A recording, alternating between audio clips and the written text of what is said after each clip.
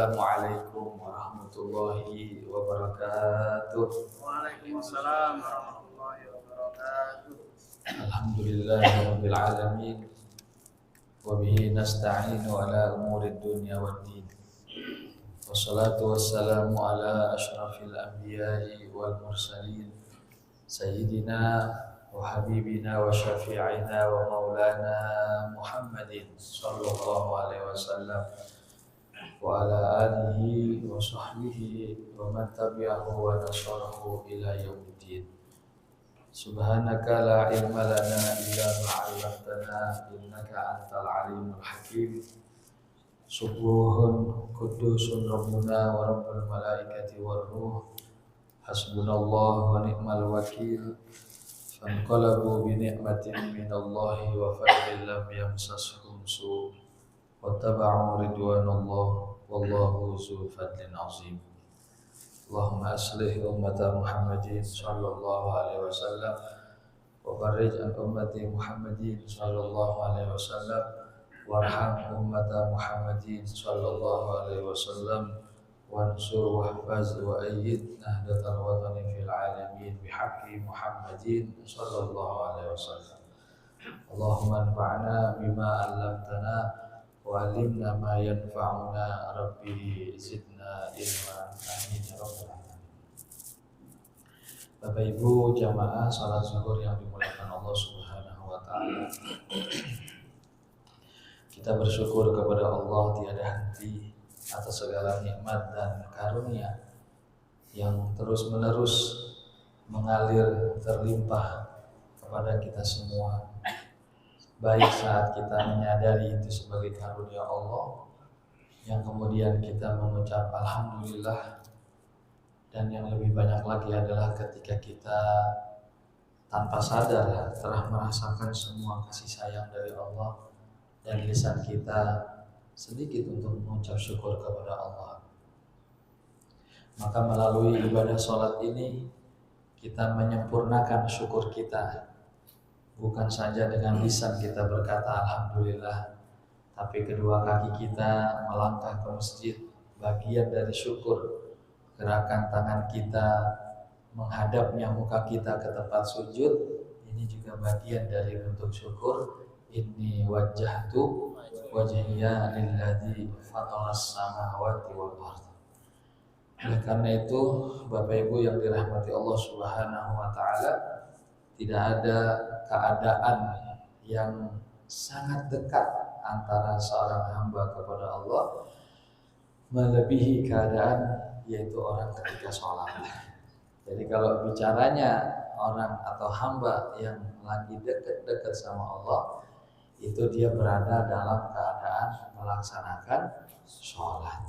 Ya, makanya nggak usah ditanya dah kalau ada orang tiba-tiba mengakhiri hidupnya, ya akhir kehidupannya lagi sholat, lagi sujud, rasanya masya Allah. Ya kita juga kalau melihat si fulan meninggal lagi sholat, masya Allah, masya Allah. Ini kita udah nggak bisa ngomong apa-apa kecuali terkagum-kagum. Masyarakat muslimin, Bapak Ibu yang dirahmati Allah Subhanahu wa taala. Meskipun kita merasa berjuang untuk sholat, kita meninggalkan keinginan kita, mungkin ada yang pengen tidur, ada yang pengen di kamar, ada yang pengen jajan, tapi kita tiba-tiba sholat dulu. Meskipun kita merasakan ini perjuangan kita, tapi sebenarnya bisanya kita melaksanakan sholat berjamaah juga karunia dari Allah Subhanahu wa ta'ala. Karena ketika kita dipanggil hayya 'alas sholat, jawabannya adalah la haula wala quwwata illa billah. Sehingga yang ada syukur lagi, syukur lagi, syukur lagi. Bapak Ibu jamaah yang dirahmati Allah, Allah memiliki banyak ciptaan, Allah memiliki banyak makhluk.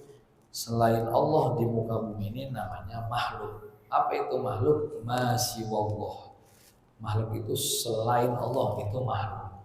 Kalau Allah namanya Khaliq, kalau Allah namanya Khaliq. Selain Allah makhluk, batu, gunung, pohon, angin, udara, gas, api, semua.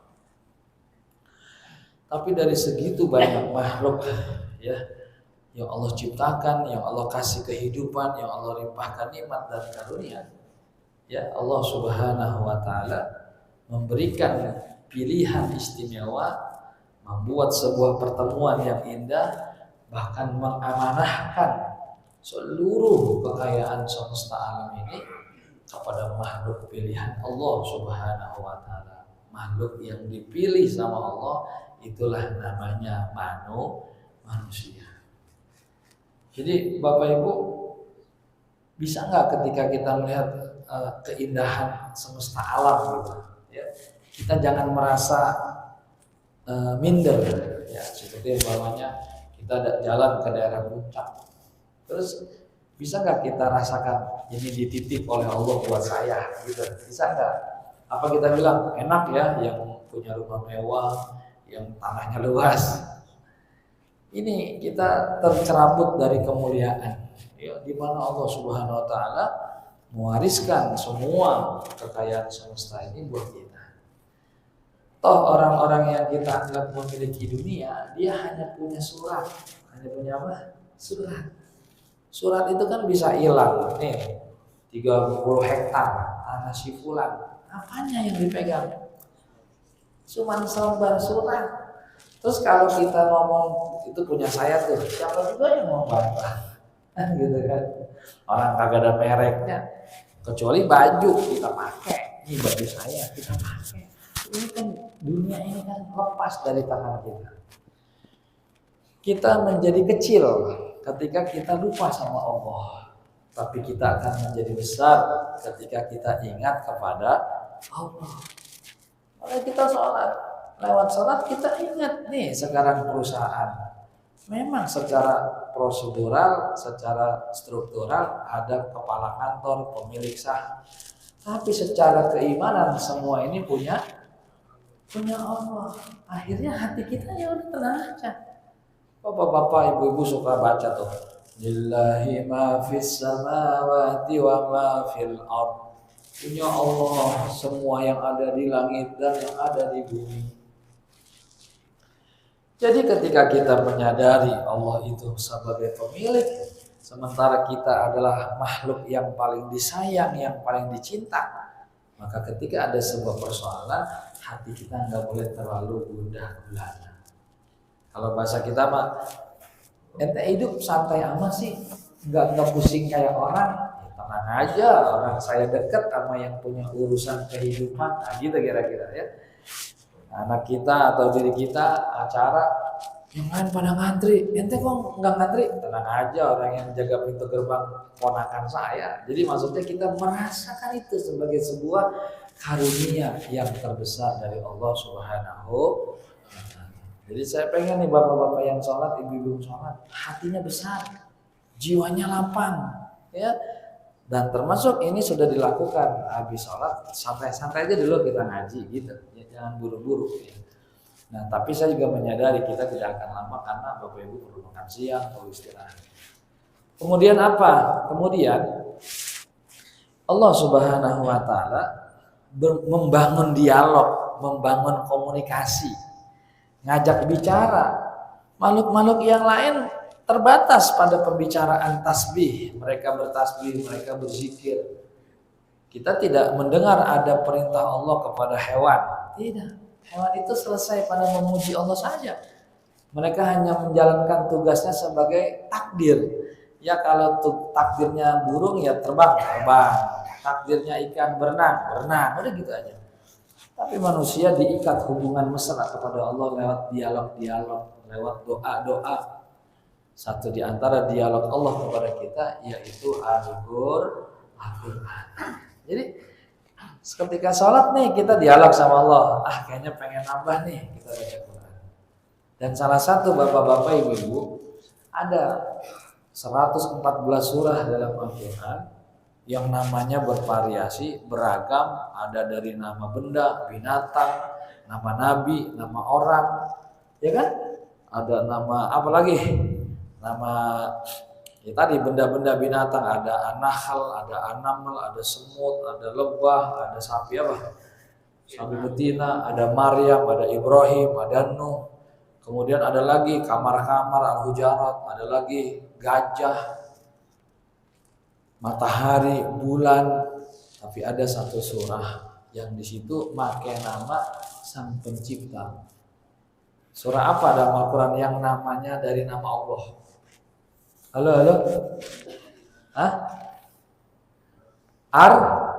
Ar-Rahman. Masya Allah, satu surat namanya mereknya apa? Ar-Rahman. Subhanallah. Ya.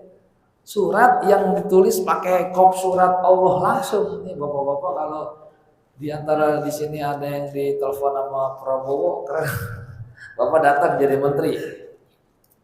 Kan lagi viral tuh kemarin tuh. Lu dipanggil sama Prabowo gitu kan, bercanda-bercanda.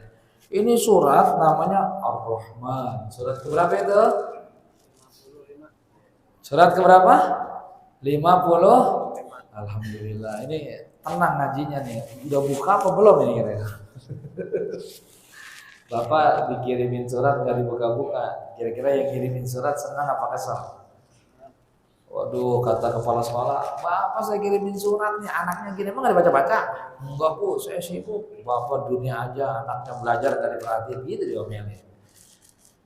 Ya emang tugas saya datang kemari, bukain apa yang mungkin bapak-bapak sibuk, saya sempat, saya yang menyampaikan, nggak apa-apa. Nggak dalam berarti Bapak Ibu kemudian jadi bagaimana lah. Makanya bersyukur kita ngaji. Dalam Al-Quran ada surat Ar-Rahman. Ya, dan itu nama Allah Ar-Rahman dan Ar-Rahim. Allah itu kan namanya banyak, ada 99 Pak.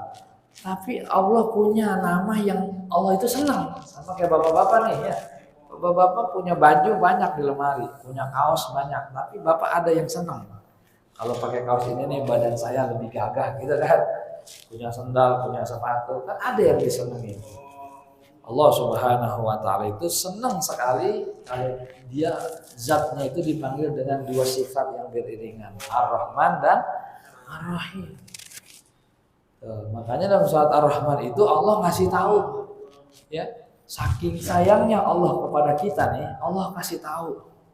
Apa kata Allah dalam Al-Quran surat Ar-Rahman itu di antara banyak ayat. Yang pertama Allah mempertanyakan. Di dalam Ar-Rahman tuh ada ayat yang diulang-ulang. Bunyinya begini. Gimana ya? Fabi ayyi ala'i rabbikuma tukadziban. Itu pertanyaan. Maka nikmat mana lagi yang kamu dustakan? Itu bapak-bapak dalam ilmu balaghah, bentuk kalimatnya pertanyaan, tapi tujuannya adalah pernyataan. Ya. Ini ungkapan cinta. Ungkapan cinta. Seorang ayah berjuang mati-matian, ya, belajar bekerja siang malam banting tulang buat anaknya. Terus anaknya lagi nggak ingat nih, lagi nggak ingat. Nah, motor belagu, terus bapaknya nasihatin, nah, emang selama ini yang paling sayang sama kamu siapa? Tuh nanya, padahal lagi ngasih tahu, gitu tuh. Emang kamu punya motor itu F1 yang paling keren, yang beliin siapa? Gitu. Itu sih bapak itu ngomong menggugah hati anaknya. Coba kamu terima kasih sama ayah. Gitu kira-kira. Paham gak Pak? Nih supaya bisa paham Quran. Jadi bukan Allah nanya nggak tahu. Allah tuh sambil ngasih tahu harus nanya, sambil ngasih tahu supaya kita, ya Allah, cinta Nabi ya Pak. Memang selama ini yang biayain hidup saya Bapak, bayar kuliah saya Bapak, beli motor saya Bapak, bensinnya dari Bapak. Kalau gitu saya minta maaf, saya sudah hilaf sebagai anak. Masya Allah, itu habis begitu minta maaf hilaf, ayahnya makin sayang apa makin marah? Makin sayang. Itu kalau baca Ar-Rahman, Bapak buktikan 40 hari tiap pagi baca Ar-Rahman, buktiin sendiri sayangnya Allah kepada kita. Benar Pak. Saya tuh setiap hari santri kalau istirahat jam 9:30 sholat duha baca Ar-Rahman. Itu luar biasa. Santri-santri yang nggak betah, terus tiba-tiba dia betah, yang belat banget baca Quran, tiba-tiba orang tuanya kaget. Kok bisa begini Ustaz? Nggak tahu saya bilang mungkin Allah menurunkan rahmat kasih sayangnya. Bapak-bapak coba. Apalagi hafal sambil naik motor enak nggak baca hafalan. Bismillahirrahmanirrahim. Ar-Rahman, Allamal Quran. Insya. Ya. Terus sekarang nggak usah susah Pak, beli aja handsfree itu ya kan, handphonenya bisa ada Quran ya. Apa namanya yang pakai wireless apa? Bluetooth masukin. Oh, nah Ar-Rahman, Ar-Rahman. Gak bakal. Kan banyak orang naik motor dengerin lagu atau mending Al-Quran. Nah, apa di antara ayat Quran yang luar biasa? Dalam surat Ar-Rahman Allah mengatakan, Bismillahirrahmanirrahim. Yas'aluhu man fis samawati wal ard kulla yaumin huwa fi sya'n. Seluruh makhluk yang ada di langit, yang ada di bumi meminta kepada Allah Subhanahu wa taala, dan Allah setiap saat dalam kesibukan mengurus makhluk-makhluknya. Bapak Ibu bayangin, Allah tidak tidur, Allah tidak lupa, la ta'khuzuhu sinatu wala naum. Ini lihat, kita ngebayangin orang yang sayang sama kita nih, ya, camat, presiden, lurah, sayang banget sama kita. Atau kita sama istri dah, tiba-tiba kita lagi tugas di mana, terus jam 1:30 malam kita tiba-tiba butuh, pengen ngomong sama istri. Terus tiba-tiba kita telepon, handphone istri kita dimatiin. Kita menerima nggak semua itu? Menerima. Ya, emang tengah malam. Atau kita punya atasan, atau kita punya RT, punya RW, punya presiden, jam segini orang lagi istirahat. Masih ada istirahatnya. Tapi Allah Subhanahu wa taala, Bapak butuh Allah jam berapa? Jam 1:30. Allah lagi menyimak doa kita. Butuh Allah jam berapa? 5:30 sore. Jam 3, jam berapa? Kulla yaumin, 24 jam, huwa fi sya'n. Allah itu dalam kesibukan menyiapkan dirinya untuk diminta oleh semua makhluk. Jadi kayaknya kita kalau merasakan gitu Allah itu sayang sama kita, kayaknya Masya Allah, tiap detik Pak, tiap detik Allah nungguin kita. Kitanya doang yang tiap detik lupa, tiap detiknya lupa. Nah, yang luar biasa nih di ayat berikutnya nih, ya kan? Fabi ayyi ala'i rabbikuma tukadziban, maka nikmat mana lagi yang kamu dustakan? Baru di situ dijawab, sanafrugu lakum ayyuhas saqalan. Nah, ini Pak jaminan. Apa kata Allah? Sanafrugu, akan kami luangkan waktu, lakum, untuk kalian, ayyuhas saqalan, wahai jin dan manusia. Jadi di ayat tersebut ketika Allah bicara ribuan jutaan makhluknya meminta kepada Allah, tapi kalau namanya manusia, namanya jin, kalau ini dua udah minta, yang lain dikalahin, yang lain ditunda. Apa kata Allah? Akan kami luangkan waktu dalam kurung perhatian penuh bila permintaan itu datang dari bangsa manusia. Jadi kalau kata orang mah, nih, namanya kita punya guru, kita punya pejabat, sibuknya luar biasa, tapi dia ngomong, pokoknya kalau orang ABC yang minta waktu, yang lain saya kalahin, yang di sini saya utamain. Kira-kira bahagia nggak kira-kira? Allah bilang begitu di Ar-Rahman, terbuka di Ar-Rahman. Sanafrugu lakum ayyuhas saqalan. Akan kami kosongkan waktu, dalam tafsirannya akan kami berikan perhatian penuh, lakum ayyuhas saqalan, untukmu wahai dua makhluk utama, yaitu jin dan manusia. Masya Allah Pak, rasanya kebahagiaan itu belum pernah kita rasakan ya. Nggak pernah kita menikmati bahwa ternyata Allah tuh nungguin kita. Makanya coba setiap sholat ini kita nikmatin, setiap perjalanan kita rasakan. Bil khusus bapak-bapak saya pesan, jangan sampai ada yang di sini seminggu enggak ketemu guru, seminggu enggak ketemu ulama, seminggu enggak ketemu majelis taklim. Bapak Ibu enggak bakal bisa menemukan rasa nikmat ibadah kalau enggak pakai wasilah guru-guru. Ini penting. Quran yang sekarang tadi barusan kita bacakan, saya bisa kan saya belajar ada gurunya. Sekarang Bapak, emang benar Ustaz, buka aja di handphone surat Ar-Rahman. Kalau tidak salah sekitar ayat 23, 24 lah.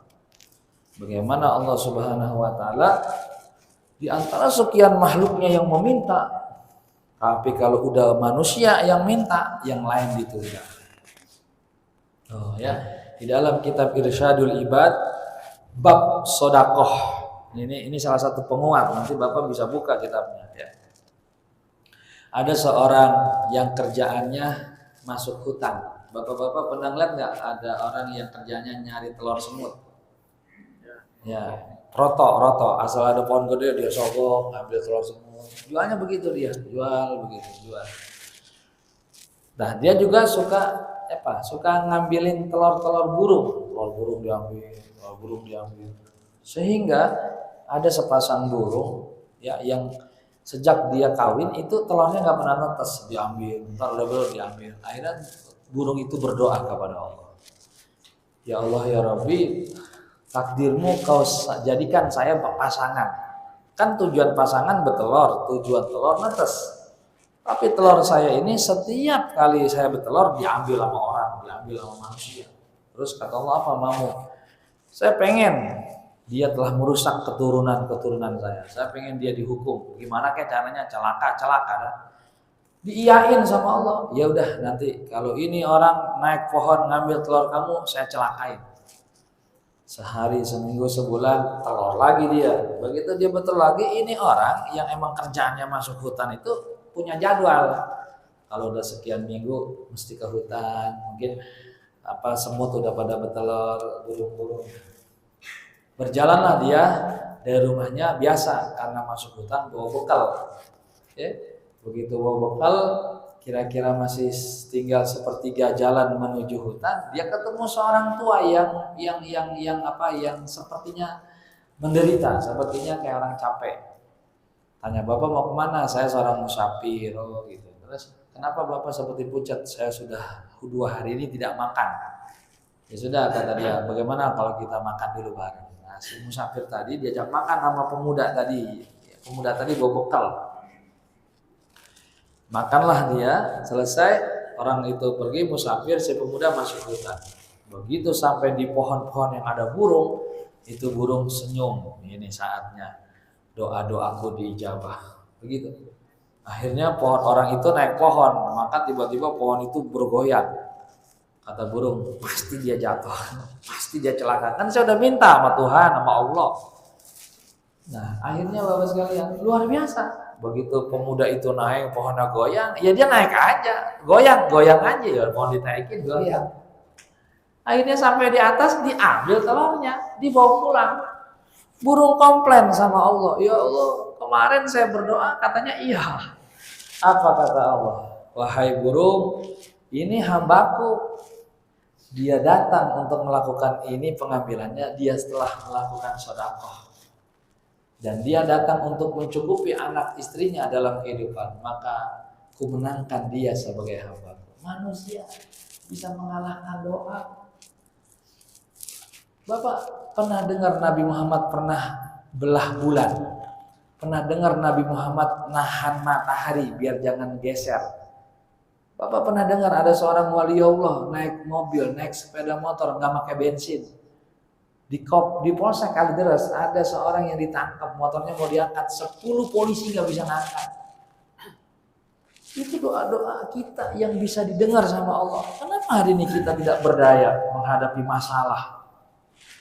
Dulu emak kita anaknya 13, ada yang disesat. Kita sekarang asal ketemu masalah, Pak, ini harus begini. Ya, harus begini. Ya iya dah dokter. Pasrah kita. Kita menghadapi masalah pasrah. Padahal lisan-lisan kita, doa-doa kita ditungguin sama Allah. Kamu mau minta apa? Coba bayangin tuh. Doa kita tuh ditungguin sama Allah, diaminkan sama Rasulullah. Yang lain Allah tunda demi mencukupi mau minta doa-doa dari hamba-hamba. Ya. Udah sekarang kita bangkit dengan keyakinan ya. Kita yakinin lagi, kembalikan hakul yakin kita karena selama ini Bapak Ibu kita sholat, tapi kita belum menguji keyakinan. Bapak Ibu udah sholat, udah secara syariat, tapi nggak meyakini kualitas dan kesempatannya begitu. Kita sering berpangku tangan, bertopang dagu. Masa bisa Ustaz? Begitu ya. Nah, kisah terakhir yang kedua tentang keyakinan. Di sebuah terminal ada pengajian, Pak. Di terminal ada masjidnya ada pengajian. Nah, kan di terminal rame, bukan penduduk asli. Terminal rame itu kan penumpang sampai naik bis terus. Sehingga ngajinya biar di terminal yang ikut ngaji nggak banyak. Kalau nggak yang jagain parkir atau jaga WC, toilet umum gitu kan. Ya, ini salah satu kisah terakhir di dalam hal maksudnya Bapak Ibu kita belajar termasuk saya. Babnya saat itu bab lagi ngaji tentang haji dan umrah. Yang hadir ngaji kepala terminal, kemudian satu lagi penjaga toilet. Nah, ya sambil ngaji pada maghrib, terus dia bilang, Bapak-bapak, siapa di sini yang pengen berangkat haji? Berangkat umrah. Ini dua orang yang lagi ngaji nggak nyaut, pikirannya cuma satu, ya mau berangkat umrah, mau berangkat haji. Ustaz dari mana? Begitu kali ya. Tiba-tiba dari luar, dari tempat wudhu ada seorang bapak-bapak yang masuk. Mungkin selama wudhu kedengeran kan namanya pakai speaker.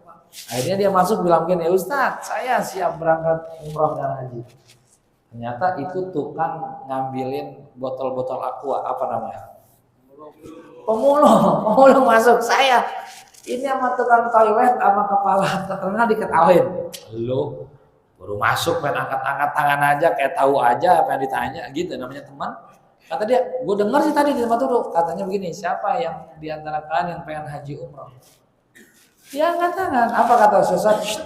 Kamu jangan meremehkan tuh katanya tuh. Jangan-jangan dia itu barusan saya kiai, saya Ustaz, jangan-jangan ucapan dia diamini nama malaikat. Atau Ustaznya begitu? Kata si tukang pemulung, tuh kan Ustaz aja doain gua, masa lu meremehkan gua gitu? Dikata itu begitu apa?